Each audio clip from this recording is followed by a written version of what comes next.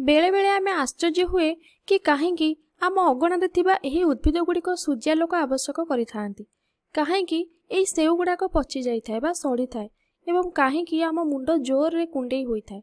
एही सबुर प्रश्नर उत्तर जानिया पई आज आमे एको नुआ विषय रे पढ़िबा, जार नाम होउची पोषणर प्रकार भेद। आम परिवेश रे तुमे माने बहुत प्रकार जीवजंतु उद्भिद बैक्टेरिया सब देखुथिबो, तो तुम मानक मनरे केबे कोन प्रश्न आसीनी कि सेमाने किपरि निजर खाद्य ग्रहण करंती? चलो से विषय रे आज आमे पढ़िबा। तो खाद्य ग्रहण करिबार उपाय को आधार करी आमे सेमानकु दुई श्रेणी रे विभक्त करिछु, यथा उत्पादक और भक्षक। ताले उत्पादक कोन? जेउ जीव माने निज खाद्य निजे प्रस्तुत करि थांती। आ भक्षक कोन?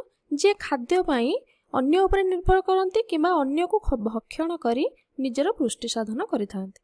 ताहले मु जदि कहबी उत्पादक रे एई सब उद्भिद हेबो उत्पादक, तो भक्षक रे आमे कोन देखिबा? हरिण, बाघ, बैक्टेरिया, पिंपुड़ी ए सब जिंस होउछ हमर कोन भक्षक कैटेगरी रे जीव। तेणु भक्षक माने कोन करंती ना निज खाद्य जेहेतु निजे प्रस्तुत करि पारंती नाही, तेणु अन्य जीवजंतु उद्भिद को मारी के से माने खाइ थांती। आमे जीव जगत रे बहुत प्रकार जीव अछंती, तो से माने किए निज खाद्य निजे प्रस्तुत करि खाइला बेले अन्य माने कोन करूछंती? अन्य ऊपर डिपेंड करूछंती बा अन्य ऊपर निर्भर करूछंती। तो आमे जानिचे जीव विज्ञान रे समस्तଙ୍କର अलग अलग ना थाए, तो सेही भली आमे उत्पादक और भक्षक को जीव विज्ञान रे अलग नामकरण करिचे। उत्पादक को कुहा जाए स्वभोजी और भक्षक को कुहा जाए परभोजी। एटी स्वभोजी रो माने कोन? देखो, स्व माने होची निज और भोजी माने होची भोजन। जे निज भोजन को निजे प्रस्तुत करि पाइला से हेला स्वभोजी। परभोजी माने पर होची पर और भोजी माने होची भोजन। जे निज खाद्य निजे प्रस्तुत न करि पारि निज खाद्य पई अन्य ऊपर निर्भर कला किंबा अन्य को मारिकी खाइला से होची परभोजी। तो एई गुण को आधार करी आमे ई परभोजी मानको तीन श्रेणी रे विभक्त करिचे। कोन कोन चलो देखिबा। प्रथमटी हेला प्राणी सम। प्राणी सम कोन ना जहार हजम क्रिया शरीर मध्य होइथाय बा शरीर मध्य परिपाक क्रिया जे करिथाय ताहाको आमे प्राणी सम बोली कहूचे। तापर द्वितीय आमे देखिले मृतोपजीवी। मृतोपजीवी कोन ना जहार परिपाक क्रिया शरीर बाहर होइथाय ताकू कहंती मृतोपजीवी। सेही भली जो माने भोजदाता ऊपर निर्भर करंती निजर खाद्य पाई बा पुष्टि साधन पाई सेमानक आमे परजीवी बोली कहिले। एबे चलो आमे प्राणी सम विषय रे टिके अधिक जानिबा। देखो, प्राणी सम काहा कहउथले जहार शरीर मध्य परिपाक क्रिया बा हजम क्रिया होउतला। मु एठी कहि परबी बाघ, पिंपुड़ी, किछि बैक्टेरिया, मनुष्य एमाने सब प्राणी सम हेबे। ताहले कोन हैला ना मु एठी कहि परबी परजीवी और प्राणी को छाड़ी अन्य समस्त प्राणी एही प्रणाली अन्य उद्भिद बा प्राणी को संपूर्ण किंबा आंशिक भाव में खाद्य रूपे ग्रहण करिथांती। परिपाक परे सरलीकृत खाद्यर आत्मीकरण बा अंतर्ग्रहण होइथाय। यह शरीर गठन रे और शरीर को कार्यक्षम रखिबारे सहायक होइथाय। तो एठी मु गोटे तुमको एग्जांपल दउची, गोटे छोटो सेउर उदाहरण मु दउची। एथिरे सुगर बा शर्करा अछि, पुष्टिसार अछि, विटामिन अछि, सब अछि। तो एठी ए जो बिंदु गुडाक देखा जाउची एही सब होची एही सब उपादान बा सुगर, विटामिन, पुष्टिसार एही सब होची उपादान। जेतेबेले सेउ खंड को मु खाइबी सेउ रे थिबा एही सब उत्पादन मो शरीर भितर को जीव। तापरे पाचक तंत्र कोन करिवो? सब जटिल उपादान को भांगी ताको छोट छोट कणिका रे विभक्त करिवो। तापरे कोन करिवो? सरलीकृत करिवो। ताहापरे शरीर मध्य रे या को हजम करिवो। तेनु प्राणी सम पई हमकु गोटे भलो पाचक तंत्र रा दरकार होइथाय बा भलो तंत्र हमर पाचक तंत्र भलो काम करूथिबा दरकार होइथाय। तो एही परिपाक प्रक्रियाटी शरीर मध्य रे ही होइथाय। तेनु एमानो कोन कहंदी? प्राणी सम कैटेगरी हमकु कहि परिबा।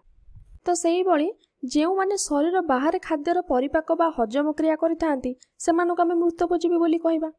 तो ए मृतोपजीवी माने साधारणतः कोन करिथांती ना मृत, गलित और पचासड़ा उद्भिद बा प्राणी ठारू खाद्य संग्रह करी निजर पुष्टि साधन करिथांती। तो एही जीव माने कोन करंती ना कठिन खाद्य पदार्थ को ग्रहण करि पारंती नाही। से माने ताले केमिति खाद्य ग्रहण करंती ना से कोन करिवे ना निज शरीर पाचक रस प्रथमे बाहर करिवे, पाचक रस क्षरण करी ए खाद्य ऊपर ताको पकेबे। तापरे कोन करिवो? खाद्य भांगी जटिल खाद्य सरलीकृत हो जिवो बा सरल खाद्य रे परिणत हबो। तापरे सेही सरलीकृत खाद्य को शरीर भितर को नियंती एवं शरीर गठन रे विनियोग करिथांती। मु आको दे एग्जांपल बा उदाहरण कोन पचारिवो ताले मु छतु होची आडू सबुटु भलो एग्जांपल। काइना तमे देखिथिबो गां गळी रे छतु चाष करंती, से सब पचा सड़ा नड़ा उपर छतु चाष होता है। तेणु छतु को कौन कहुए मृतभोजी बोली कहुए। तो उदाहरण स्वरूप मुझे सेव खंड को पुणी थे नेली। तो ये कौन करेंगे ना प्रथम बैक्टेरिया आधे लगिले बैक्टेरिया लगिला कौन करेंगे या उपर पाचक रस क्षरण करेंगे। तापर ये खाद्य कौन हो भांगिकी सरलीकृत हो गला। ये पुष्टिसार सरलीकृत हम एंजाइम अच्छी से गुड़ाक भांग विटामिन भांग सब भांगिकी सरलीकृत हम। जितेबाला खाद्य सरलीकृत हो भांगुची निहाती से किसी रासायनिक प्रतिक्रिया भी हो कौन हो खाद्य सब सरलीकृत हो हजम हो। आउ गोटे कथा मुझे कही रखुची जो रासायनिक प्रतिक्रिया होची ताले नियाती किसी वर्ज्यवस्तु भी बाहर थो। ये देख ब्लैक ब्लैक दाग देखा जाउची सब हूँ कौन वर्ज्यवस्तु। तो वर्ज्यवस्तु निहाती बाहरी जाइए। यही वर्ज्यवस्तु ही कौन करे कहला सेव को सड़ाई दे थाए। तेणु आम जो कहे सेव सड़िला कहीं ना ये वर्ज्यवस्तु बाहर ही सेव सड़ुची। तो तुम्हें देखुव सेव को किसी दिन यदि बाहर रखीदे किसी गंध होता है सेपरी तुम मन में प्रश्न आसुव जदि सेव को मैंने सड़े कि वर्ज्यवस्तु बाहर करके गंध आसूची ताले आम शरीर भितर बहुत मतलब अनवरत किसी रासायनिक प्रतिक्रिया घटुची ताने से वर्ज्यवस्तु तो निहाती बाहर थी खाद्य हजम होची ताने रासायनिक प्रतिक्रिया घटुची रासायनिक प्रतिक्रिया घटुची ताने वर्ज्यवस्तु निहाती बाहर थी ताले आमको स्मेल कहीं होनी गंध कहीं जना पड़ुनी। देख यही सब प्रतिक्रिया ना शरीर भितर ही होता है आ चम या सब कौन आबद्ध कर रखी थाए तेणु गंधटा होनी। किंतु जिते बेले आमे बांती करुचे किंबा मलत्याग करुचे से आमको स्मेलटा जना पड़ुची। से परी मु कहि परिबी जदि किसी ब्रेड को आम एमती बाहर रखीदबा पाउरुटी को बाहर रखीदबा किसी दिन पर देखिबो एतरे एमती ब्लैक ब्लैक फंगस सब लगी जाइथिबे। ताले एगुडा कोथि पई होची ना से मृतभोजी पई होची। ताले हमर जो आमे देखितले सेवटा कोन पई होची से मृतभोजी मानक पई होची। ताले यही सब जिनस पई आमर खाद्य नष्ट होची। तो बेले बेले देखुथिबो कि आमे खाद्य मतलब भलरे खाइके यदि कुली न करिथिबा ना ताले दांत जदि न सफा कले आम पाटी स्मेल हुए। तो कहीं केमती हुए देख से माने मृतभोजी माने दांत मूले रही से खाद्य को पची खाद्य खाऊचे तो माने खाद्यर किसी कणिका दांत मूल रही। मृतभोजी माने कौन करेंगे से खाद्य को पचे सड़े से कौन करेंगे वर्ज्यवस्तु बाहर थी। जदि आम दांत सफा न करवा ताले कौन हम से खाद्य गुड़ाक सब से दांत मूल दंत क्षय साहाय्य कर दंत क्षय आमर कर। तो ताले तुम्हें मैंने भावुव ये मृतभोजी माने केते खराब सब खराब काम ये माने ही करती खाद्य को सड़ाती पचाती दांत खराब करती देह भी खराब करती। ताले एमाने भल काम किछि करती कि हाँ करि थांती कौन ना एमाने मृत पचासड़ा जिनस को अपघटन कराई माटी रे मिसई दे थांती। तेणु आमे आंको कृषकर बंधु मध्य कहितबा काहेकि ना एमाने माटी रे मिसई देवा पर माटीर कौन हुए उर्वरता बढ़ी जाए। भाविल जदि गोटे मृत पशु पक्षी मनीष ये सब माटी रे एमती पड़ी रही था केते परिवेश प्रदूषित होता।